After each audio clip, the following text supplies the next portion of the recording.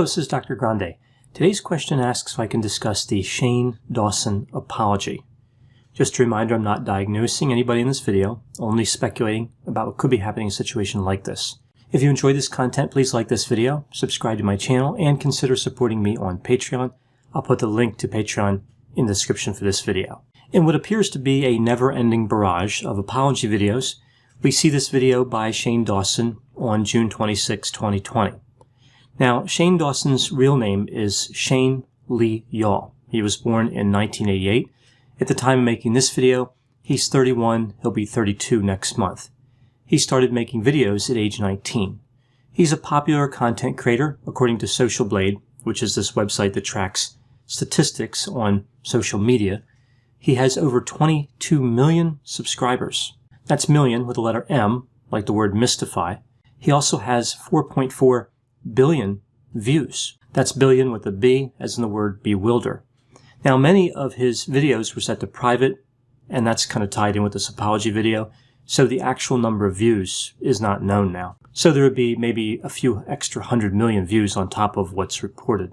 As far as I can tell, Shane makes apology videos, and every now and then we see videos on other topics like conspiracy theories, and he has these documentary-style videos about other popular content creators. In this most recent apology video, titled Taking Accountability, Shane talks for over 20 minutes. He just wouldn't stop talking. To provide a summary, he made content that was racist, he made some inappropriate comments about minors, he demonstrated poor judgment, and he's sorry for all those things. He said he was inspired by the recent Jenna Marbles video, where she kind of did the same thing. It was an apology that had kind of a different feel to it. It was shorter, for one thing, but it had more of a definitive feel because she said she's stepping away from YouTube, whereas Shane kind of left that area murky. He didn't really say he was leaving or staying. He just said he would accept any punishment. So the focus of his video was really his feelings. He feels awful. His old apology videos were made because of fear.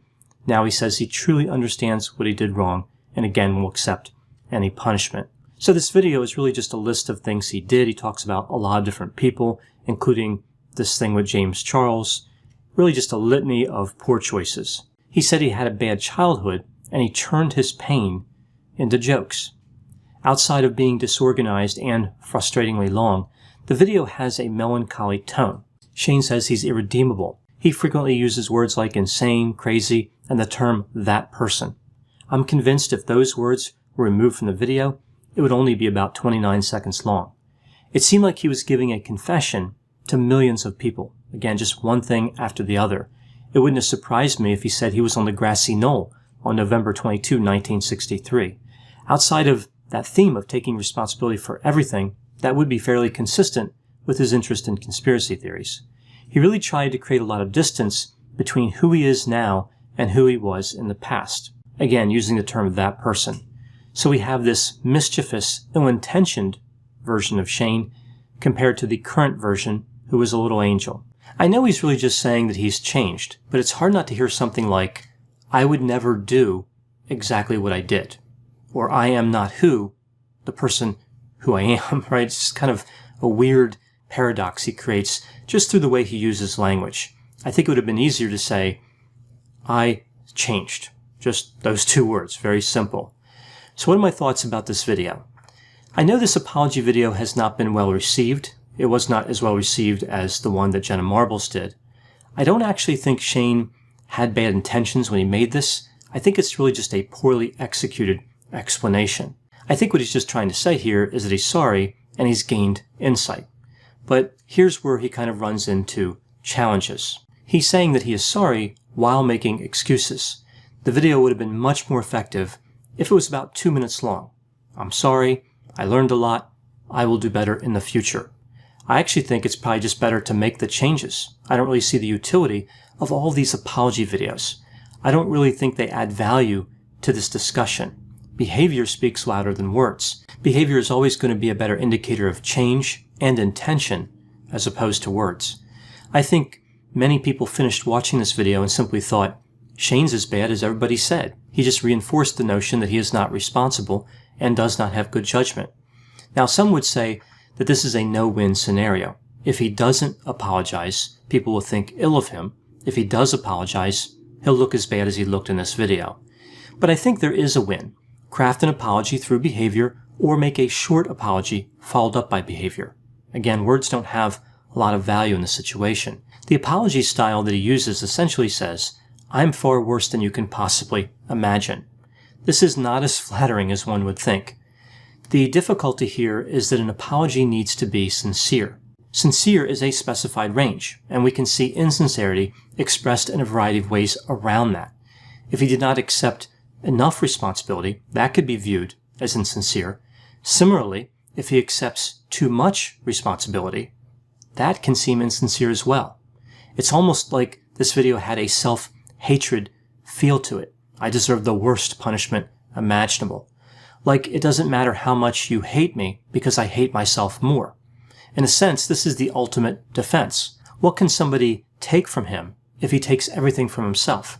What can somebody convict him of if he already convicted himself of all offenses? A key part of punishment is that those who deserve it don't get to choose it.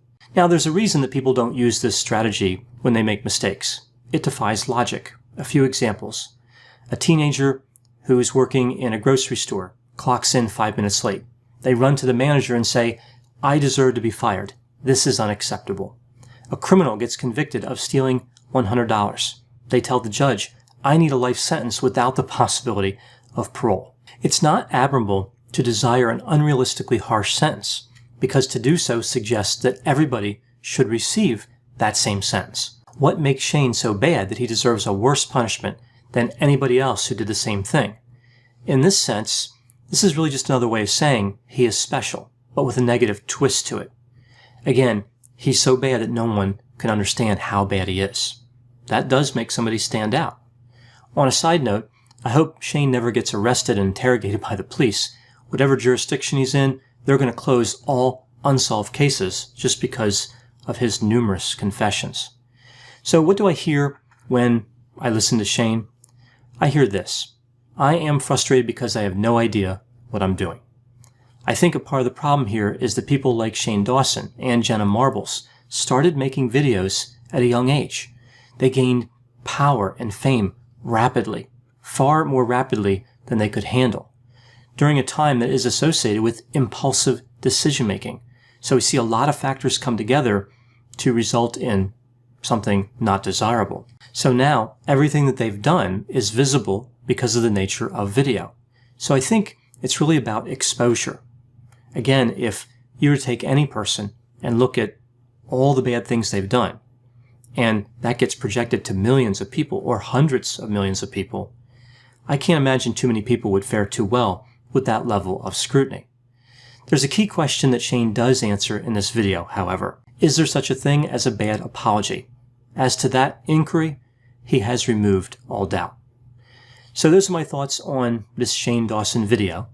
Please put any opinions and thoughts in the comment section. They always generate an interesting dialogue. As always, I hope you found my analysis of this topic to be interesting. Thanks for watching.